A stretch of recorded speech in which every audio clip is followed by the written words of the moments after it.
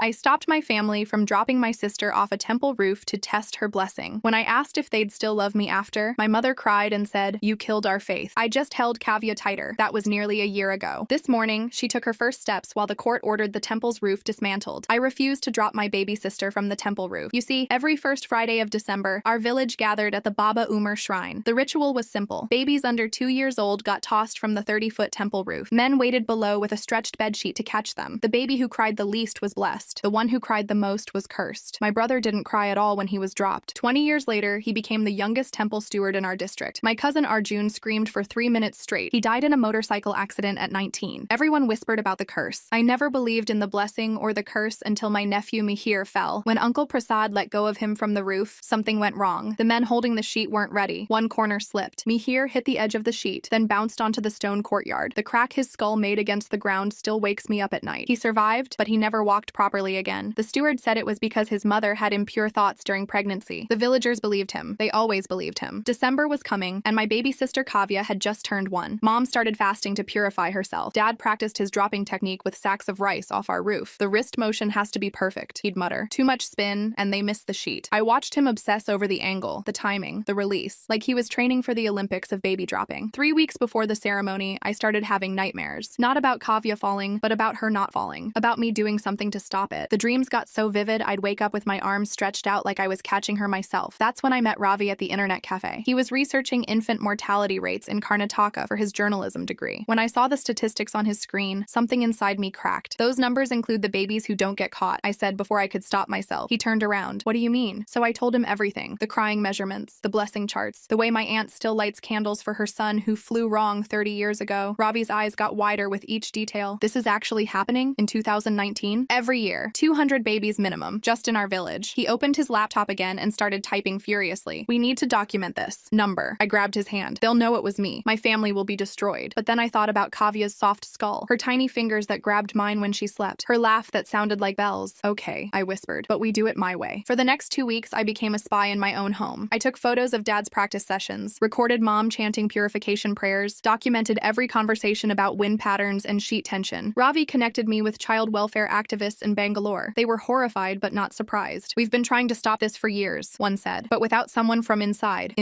That was me. The ceremony day arrived at dawn. Hundreds of families gathered at the temple, babies dressed in gold thread and marigolds, mothers with empty arms ready to throw their children to fate, fathers arguing about sheet positioning. I stood with Kavya in my arms. She was wearing the ceremonial outfit Mom had sewn, red silk with silver bells that jingled when she moved. The stewards started calling names alphabetically. We were 7th in line. The first baby went up, an 18-month-old boy named Aaron. His father climbed the temple stairs slowly, ceremoniously. At the top, he held Aaron up to the sun, then dropped him. The crowd counted: 1 Mississippi, 2 Mississippi, 3 Mississippi. Thud. The sheet caught him. Clean catch, minimum crying. Blessed. The second baby wasn't as lucky. She twisted in the air, clipped the sheet's edge, and rolled onto the ground. Her mother's scream cut through the celebration. "Wind interference," the steward announced. "Not counted. Bring her back next year, if she survived that long." My phone buzzed in my pocket. "Ravi, they're here." I looked toward the temple entrance. 3 police cars, 6 child welfare officers, and behind them, a news van with a satellite dish. Dad saw them at the same time. "Devi, what did you do?" But I was already running, not away from him, toward the temple stairs. With Kavya clutched against my chest, I climbed faster than anyone expected. "This ends today," I shouted. My voice echoed off the ancient stones. No more babies, no more drops, no more curses. The police were pushing through the crowd now. Parents started grabbing their babies, backing away. 3 days later, a constable knocked on the safe house door holding a thick envelope. The legal filing felt heavy in my hands. Pages and pages of accusations typed on official letterhead. The temple committee was suing me for destruction of religious heritage, defamation, inciting public disorder, and something called willful disruption of sacred practices. I scanned the list of plaintiffs, recognizing every signature from our village council, the merchant association, even the school board members. My family's name wasn't there. That silence hurt more than any lawsuit could. The constable waited while I signed the receipt, his eyes avoiding mine like I carried some contagious disease. Inspector came into the room and took the papers, flipping through them with practiced speed. She made notes in the margins, circled key phrases, then set them aside and picked up her phone to call the lawyer they'd assigned to my case. While she talked legal strategy, I watched Kavya playing with wooden blocks on the floor, stacking them high before knocking them down with squeals of delight. She had no idea her big sister had just become the most hated person in 3 districts. The next morning, Ravi texted me to meet him at a tea stall 2 villages over. I told Inspector I needed air, needed to move, needed to feel less trapped. She assigned 2 plainclothes officers to follow at a distance. The tea stall owner pretended not to recognize me, but his hands shook when he poured our cups. Ravi pulled out his phone and showed me photos from his laptop screen. 3 more villages had the same ritual, he explained quickly, keeping his voice low. Parents were starting to refuse after hearing about what happened at our temple. One mother in Hosur had barricaded herself in her house when the elders came for her twin boys. Another family in Mysore had fled in the night rather than participate. The movement was spreading faster than anyone expected. He slid a folder across the table with printouts of parent testimonies, medical reports from other districts, even a petition with 200 signatures demanding government intervention. My story was becoming their story. Back at the safe house 2 days later, I spent the afternoon teaching Kavya to walk. She gripped my fingers tight, taking tiny, uncertain steps across the worn carpet. Each milestone felt stolen somehow. If I hadn't acted, would she have been blessed or cursed? Would she be walking at all? Or would she be like Mihir with his twisted leg and constant pain? The question haunted me as she stumbled forward, trusting me to catch her if she fell. I always caught her. Dr. Rao arrived that evening with her research team, laptops and boxes of files filling our small living room. They'd spent days at the district hospital going through admission records. 17 babies injured in the ritual over 5 years, she reported, spreading photographs across the coffee table. 3 deaths officially listed as accidents during religious ceremony. The real number was probably higher since many families never brought injured babies to the hospital, preferring traditional healers or accepting injuries as divine will. One photo showed a baby with a fractured skull. Another had a dislocated shoulder. The youngest victim was 11 months old. Dr. Rao's assistant, a young woman with tired eyes, compiled everything into a digital database while the doctor explained how they'd present this evidence in court. Medical records didn't lie, even if people did. That night, my phone rang with my brother's number. I almost didn't answer, but Inspector nodded that it was safe. His voice sounded strained, formal, like someone might be listening. They were threatening to expose father's land records, he said. Some irregularity with property taxes from 20 years ago that could ruin him. Think of the family, he kept saying. His blessed status from being the baby who didn't cry meant nothing now that I'd destroyed everything. The call lasted 3 minutes before he hung up. I sat there holding the dead phone, remembering how proud our parents were when he didn't make a sound during his drop. The golden child who proved our family's faith. A week passed in a blur of legal preparations. The first hearing approached fast. Inspector brought me to the courthouse preparation room where my lawyer waited with stacks of documents. She'd already warned me what to expect. The steward's lawyer would claim religious freedom, paint me as a westernized girl trying to destroy tradition. They'd make me the villain who attacked thousands of years of sacred practice. The judge would be sympathetic to their arguments since he probably participated in the ritual with his own children. We had medical evidence and child welfare laws on our side, but tradition ran deeper than law in our district. That night, unable to sleep, I found a notebook and started writing down every baby I remembered from past ceremonies. 37 names filled the pages. How many were limping like Mihir? How many didn't survive their blessing? Each name was a story nobody wanted to tell. The next morning, the steward appeared on regional television. How does Devi remember the exact sound of Mihir's skull hitting stone after all this time? The way she counts 1 Mississippi, 2 Mississippi, while babies fall shows such a strange mix of ritual and danger. I watched from the safe house as tears streamed down his face. One misguided girl wants to destroy thousands of years of tradition, he said to the sympathetic interviewer. The babies who don't cry become leaders, doctors, engineers. It was proven by generations of success. The interviewer nodded along, never challenging his claims, never asking about the babies who fell wrong. The segment ended with photos of successful blessed babies, including my brother in his government uniform. 2 days later, an unexpected visitor arrived at the lawyer's office where Dr. Rao was preparing testimony. The doctor who treated me here after his fall walked in carrying a small flash drive. He looked around nervously before approaching our table. He'd been documenting injuries for years, he whispered, sliding the drive to Dr. Rao, too scared to speak up before. But seeing one girl stand against the entire village gave him courage. The drive contained photos, medical reports, even video testimonies from parents whose children were permanently injured, evidence they thought would stay buried in hospital basement files. That night, I woke to the sound of breaking glass. A brick crashed through the safe house window, landing on Kavya's empty crib. The note tied around it with temple thread said, "Return the baby to her destiny." Inspector arrived within minutes, increasing security, posting more constables outside. But I saw the doubt in their eyes when they looked at me. Some probably had babies who went through the ritual. Some probably believed I was cursed for interfering with divine will. The investigation continued, but everyone knew who threw that brick. Everyone always knew everything in our village. They just chose when to see and when to stay blind. Days blurred together in that safe house, each one bringing new threats and revelations that made my stomach twist tighter. On the 12th day, I was sitting on the floor feeding Kavya mashed bananas when she grabbed my finger and looked straight at me. "Didi," she said, clear as a bell, her first word meaning big sister, and I had to turn away so the guard wouldn't see me crying because in that moment I knew I'd done the right thing even if it meant losing everything else. The spoon shook in my hand as I gave her another bite, pretending our world hadn't exploded around us, pretending armed guards at every door was normal, pretending the death threats slipped under the door each night were just bad dreams. Inspector came by that afternoon with a thick folder and a grim expression, spreading papers across the coffee table that made made my blood run cold. The temple committee had been collecting blessing fees, 5,000 rupees for every baby dropped, and the receipts went back decades with careful notations about which families paid extra for better positioning under the sheet. The steward owned 3 properties in Bangalore, 2 apartment buildings, and a shopping complex, all purchased with cash in the years after he took over the temple. Bank statements showed regular deposits every December, always in cash, always just after the ceremony. Photos of his son's wedding showed gold jewelry that would cost more than our village earned in 10 years. The blessing charts we'd all believed in, the careful records of which babies succeeded and which ones failed. They'd been tracking something else entirely, which families had money and influence, which ones could be squeezed for more donations. My hands trembled as I looked through page after page of evidence. Each receipt, another baby risked for profit. Each bank statement, another family's desperation monetized. The next morning, my father showed up at the safe house, and the guards almost didn't let him in because he looked like a stranger, his face gaunt and his clothes hanging loose like he'd aged 20 years in 2 weeks. He sat across from me but wouldn't meet my eyes, his hands twisting in his lap as he spoke in a voice I barely recognized. "Your mother won't eat," he said. "She sits in the prayer room all day saying Kavya is cursed now, that she'll never have a normal life, that the gods have turned their backs on us. The neighbors throw garbage in our yard," he continued. "They painted curse words on our walls. Your brother's engagement was called off because no one wants to marry into a family of blasphemers." He stood to leave without touching the tea I'd made him, without asking about Kavya, who was napping in the next room, without saying goodbye or looking back. 3 days later, we drove to the courthouse in an armored vehicle. Kavya clutched against my chest as we pushed through crowds that made my heart race. The steps swarmed with protesters, some holding signs reading, "Babies are not projectiles," and others waving banners about protecting tradition, attacking Western influence, defending Hindu culture. Someone threw an egg that splattered against the car window, making Kavya cry, and I held her tighter as guards formed a circle around us. Inside the courthouse, the air conditioning couldn't mask the smell of too many bodies pressed together, too much anger concentrated in one space. The steward's lawyer stood before the judge arguing that this was an attack on Hindu culture by Western-influenced activists trying to destroy our traditions, and the judge, an elderly man with prayer beads visible under his robe, nodded thoughtfully like he was actually considering this argument. Our lawyer jumped up to present the medical evidence, and suddenly Mihir's face filled the screen. Before and after photos that showed his cracked skull, the surgical scars, the way his eyes didn't quite focus anymore. The steward's lawyer objected immediately, saying one unfortunate accident doesn't negate centuries of blessings, that we can't destroy tradition because of human error, that the men holding the sheet were to blame, not the ritual itself. The judge allowed the evidence, but I could see doubt in his eyes, the same doubt I'd seen in the village, the fear that changing anything meant abandoning everything. That night back at the safe house, Dr. Rao called me into the kitchen where 3 young mothers sat hunched over cups of tea, their faces drawn with the kind of exhaustion that comes from keeping terrible secrets. They'd come secretly, terrified their husbands would find out, each one clutching medical files they'd hidden for years. "My baby has seizures from the fall," one whispered, showing me videos on her phone of a toddler convulsing on the floor, "but my husband says it's because I didn't fast properly during pregnancy." Another showed me her son's hearing aid, explained how he'd landed wrong and damaged his inner ear, how they'd spent their life savings on treatments while still donating to the temple, because her mother-in-law insisted the curse would get worse if they stopped. The third woman just cried, unable to speak about her daughter who died 6 months after the ceremony from complications no one wanted to link to a traumatic brain injury. They wanted to testify but feared retribution, knew their families would disown them, their children would suffer more, their lives would become unbearable. I held their hands and promised protection I wasn't sure we could provide, watched them leave one by one through the back door, melting back into the night like ghosts. Sleep became impossible after that, my dreams filled with babies falling like rain, their cries mixing with the sound of sheets tearing, skulls cracking, mothers screaming. I woke one night to find Kavya's crib empty, and panic flooded through me so fast I couldn't breathe, couldn't think, could only run barefoot through the safe house until I found her in the bathroom with the guard who was warming her milk because she'd been fussy and he didn't want to wake me. Trust had become a luxury I couldn't afford anymore. Every shadow could be a threat, every sound could be danger approaching. Ravi published his first article the next day, and within hours the internet exploded with reactions that made my phone buzz constantly with notifications. The hashtag number BABIESARENTPROJECTILES started trending nationally, shared by celebrities and activists, doctors and parents who'd never heard of our village but were horrified by what they learned. The steward's supporters fought back with hashtag preserve our traditions, posting photos of healthy adults who'd been dropped as babies, testimonials about blessings received, warnings about abandoning customs that had protected communities for generations. The battle went digital with both sides recruiting warriors, sharing selective evidence, twisting facts to support their positions. News channels picked up the story, sending reporters to interview villagers who either slammed doors or spoke passionately about tradition depending on their stance. My photo started circulating, some calling me a hero and others calling me a destroyer of culture, and I had to delete my social media accounts when the messages became too vicious to read. 2 days later, Inspector arrived with more evidence that made everything else pale in comparison. Bankers' boxes full of documents that expose decades of deception. The blessing charts we'd all believed in, the careful tracking of which babies succeeded after being dropped, it was all fabricated. Every entry crafted to support the narrative they wanted to tell. Babies marked as blessed simply had influential families who could afford to donate more, their success in life guaranteed by money and connections, not divine intervention. The correlation between crying and future fortune was manufactured, statistical manipulation designed to keep families believing, keep them paying, keep them risking their children for a lie. Pages and pages of evidence showed how they'd hidden the failures, the babies who died or were disabled, marking them as cursed due to parental sins rather than traumatic injury from a 30-foot fall. The steward had kept 2 sets of books, one for the public showing divine patterns, and one for himself tracking payment schedules and family wealth. I'm really curious about those 2 different books the steward kept, one fake for the public and one real for tracking money. Did he write them by hand or use a computer? My hands shook as I read through entry after entry, each one representing a child thrown from a roof for profit. Each notation, another family deceived into risking everything for a blessing that was nothing more than an accounting trick. The security guard burst through the door just as I was taking photos of the pages with my phone, his hand reaching for his radio, but Ravi grabbed his wrist and they struggled while I shoved the books into my bag and we ran down the back stairs 3 at a time, my heart pounding so hard I thought it might explode. We made it to the safe house just as my uncle's car screeched into the driveway, and I could smell the alcohol on him from 20 feet away as he stumbled out yelling about how his daughter's wedding was canceled because of me. The security team Dr. Rao had arranged jumped up from their card game and blocked him at the door while he screamed that no one would marry into our cursed family now, his face red and spit flying as he lunged at me, but they held him back. The next morning, our lawyer called to say the judge had ordered medical exams for every child dropped in the past 5 years, which meant hundreds of kids would need x-rays and neurological tests to check for hidden injuries. The steward's legal team filed an appeal within hours, claiming this violated religious privacy and that the government had no right to examine children who participated in sacred rituals. Day after day passed in that safe house, Kavya crawling around the unfamiliar rooms while I jumped at every car door slam, until finally on day 20 I couldn't take it anymore and video called my mother. She looked like she'd aged 10 years in 3 weeks, sitting surrounded by empty ritual plates she'd been using for prayers, and when she saw my face she said, "I should have been dropped properly as a baby. Maybe then I wouldn't have grown up to destroy them." I hung up and ran to Kavya's room where I sat on the floor crying until Dr. Rao found me and sat down beside me, putting her hand on my shoulder and saying that saving one child often means losing everything else, but that child gets to live, and I needed to remember that. 2 days later, our lawyer called with news that made my hands shake. 3 former temple committee members had agreed to testify about how the steward changed the ritual 20 years ago, making the drops higher and more dangerous because it brought bigger crowds and more donations. They had documents showing he'd studied which heights created the most drama without quite killing the babies, calculating the perfect balance of risk and spectacle to maximize profit. The national media descended on our village like locusts, camera crews on every corner interviewing families, and cracks started appearing in the unified front as some young parents admitted on camera they only participated because they were scared of being shunned. I watched the footage on my laptop, seeing my own house in the background of one shot where my mother had hung white funeral cloths in all the windows, the traditional sign that a family member had died, and I realized she was mourning me while I was still alive. The steward fought back by organizing a massive rally on day 25, standing on a makeshift stage shouting into a microphone about how outsiders wanted to take their children and raise them without values. The crowd roaring approval, though I noticed in the footage that many young parents were notably absent. Our legal team responded by filing formal charges of child endangerment, fraud, and criminal conspiracy, presenting the financial records I'd photographed as evidence, and within hours, a judge ordered the steward's assets frozen pending investigation, while his lawyer went on every news channel calling it judicial persecution of Hindu faith. That night, Kavya developed a fever, and even though the doctor said it was just a cold, I couldn't stop checking on her every 10 minutes, convinced this was cosmic punishment for destroying our family, sitting beside her crib all night watching her tiny chest rise and fall and jumping every time she coughed or stirred. The morning sun came through the window, and I realized I'd fallen asleep on the floor next to her crib, with my hand still on her back feeling each breath, and when my phone buzzed with a WhatsApp notification, I almost ignored it, but Dr. Rao's name made me look, and what I saw made my whole body go cold, because someone had sent her a video from 1995 showing the steward himself holding a baby at the temple roof, and as he dropped the child, you could see something the crowd below couldn't see, which was a second net stretched underneath the ceremonial sheet, and the baby who fell was his own grandson, who everyone said had been blessed because he didn't cry. But now I understood he didn't cry because he knew he was safe the whole time, while every other baby in our village risked their actual lives, and I forwarded it to Ravi immediately, who called me within seconds saying, "Holy shit, this changes everything," and within an hour the video was everywhere on every WhatsApp group and Facebook page and Twitter thread, with people sharing it faster than anyone could delete it, and the protests outside the courthouse that had been split between supporting us and opposing us suddenly shifted because even the traditionalists couldn't defend this, and mothers who'd dropped their own babies were screaming about how the steward had protected his family while theirs suffered. And by noon, Inspector Desai called to say she was arresting 2 temple committee members for financial fraud because they'd been skimming money from the blessing donations. And under questioning, they revealed something that made my stomach turn, which was that the whole blessing system only started in 1998 when the current steward took over, and before that babies were just held up to the sun for prayers. But he'd invented the dropping ceremony to bring in more donations from desperate parents,